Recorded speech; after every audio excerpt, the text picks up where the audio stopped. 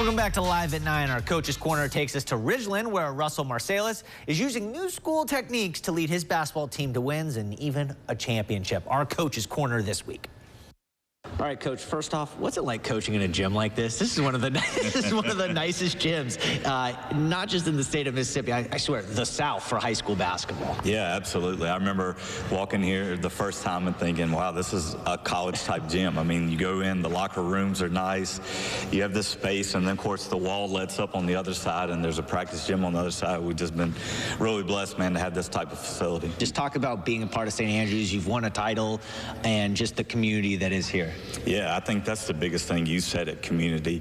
You know, a lot of times you hear a family atmosphere, but this place really is. You know, they do a lot of things in the community that I like, you know, not just right here in this area, but going into the city of Jackson and doing things, service work and that kind of thing that has really just kind of always drawn me, you know, to it. Are you big with getting your players to do kind of service, you know, off season, during the season, just as, you know, maybe not just a team building thing, but just as on a personal level? Yeah, I think it's important. We talk a lot to our guys about that, and of course they have a requirement, you know, just as a lot of schools do, but the service hour requirement here is really a big thing, and it's really a big point of emphasis. But just being able to give back to people who maybe aren't as fortunate as you are, and just to kind of see that impact that it can have is a huge deal. And for you, I've kind of run into this in Mississippi. It seems like a lot of guys are old school kind of coaches, or at least that's what they view themselves, and maybe they are new school kind of coaches. How would you describe your coaching style on a basketball court?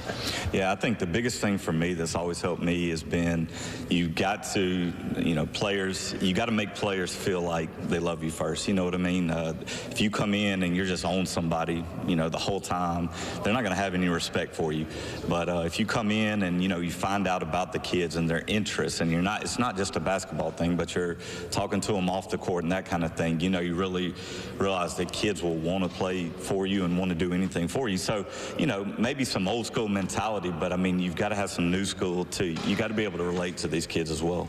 Yeah, I think one of the really interesting things is, and I went to and talked to a school once, and kids are just having their phones out, and I remember, you know, I had a cell phone, I think maybe when I first started high school or late middle school. Now they have them very young, but that kids are on their cell phones all day long now. I mean, how do you attack something like that? Yeah, because I'm sure when they show up to practice, they're immediately on their phones or listening to music, headphones on, and there's a disconnect. But you got to realize that that is just what all the kids are doing. It's not, you know, specific to your kids. Yeah, absolutely. And I've got 2 teenagers at home, so I have to deal with that as well. But it's just kind of making that we do live in that type of world. But I think just kind of talking to them about how personal relationships and dealing with, you know, difficulties and having real conversations with people, that important aspect of it is still very important in this world. So just kind of, you know, intentionally talking to them about those kind of things. Do you feel like you've changed as a coach over the years?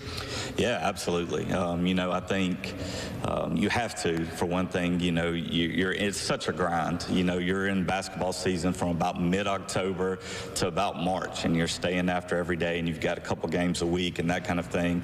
You know, I say it all the time to my parents that I coach. I said, I see y'all's kids a lot more during basketball season than you probably see them. And that's true about my kids too. I see my players probably more than I do my kids during basketball season. So, you know, you have to be, you know, mentally sharp and really stay on things. And, you know, I think it's just made me appreciate things more instead of trying to be in a rush for us and we've got to do this, we got to do that. It's really kind of just to take time and enjoy things, because, you know, you never know when you might not get it back. So. Yeah, let's expand on that a little bit. I mean, when you think about basketball, I mean, it's one of those sports you can really play any day. I mean, you may not play a game every day, but you can play every day. With football, right, they play the season, and then they have spring ball, but a lot of the times football players can go play other sports. But in basketball, it's become very, you play basketball, you know, in the United States. Yep. Do you encourage your players to go play other sports? Yeah, absolutely. You know, one thing that's kind of unique here is we have so many kids that play multiple sports. I mean, I know that happens everywhere, but we rely on so many, just being a smaller school, that I think that's good for them to kind of go, and we encourage them. You know, that's one thing as coaches here, we really try to encourage our guys to go and play multiple. We're not trying to fight other kids saying don't play this or you won't be able to play this. And so I think that kind of helps keep them fresh, so when they come back, they're not just burnt out. But Coach, thank you so much for doing this. Absolutely. Enjoyed it.